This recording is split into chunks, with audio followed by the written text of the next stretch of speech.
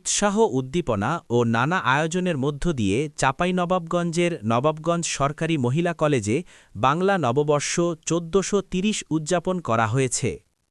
আমাদের চাঁপাইনবাবগঞ্জ জেলা প্রতিনিধি মাহিদুল ইসলাম ফরহাদের পাঠানো তথ্য ও ভিডিওচিত্রে ডিডি ডেস্ক রিপোর্ট।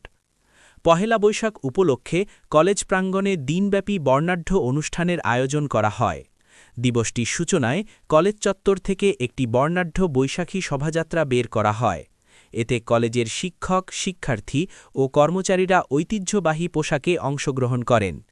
শোভাযাত্রাটি শহরের প্রধান প্রধান সড়ক প্রদক্ষিণ করে পুনরায় কলেজ চত্বরে এসে শেষ হয়।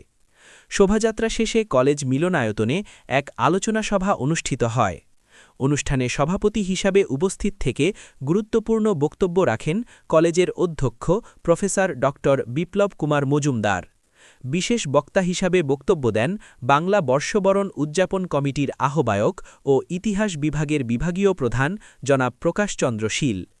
অনুষ্ঠানে বিশেষ আকর্ষণ হিসাবে বাংলা নববর্ষ ও বাঙালির ঐতিহ্য শীর্ষক প্রবন্ধ উপস্থাপন করেন দর্শন বিভাগের প্রভাষক জনাব ফাহমিদা খাতুন। আলোচনা সভা শেষে শিক্ষার্থীদের অংশগ্রহণে এক মনোজ্ঞ সাংস্কৃতিক অনুষ্ঠান পরিবেশিত হয়।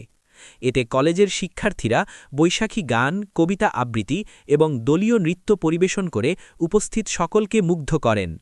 বক্তারা তাদের বক্তব্যে বাঙালির আবহমান সংস্কৃতির এই উৎসবকে ধরে রাখার উপর গুরুত্বারোপ করেন এবং নতুন বছরে সকলের সুখ ও সমৃদ্ধি কামনা করেন।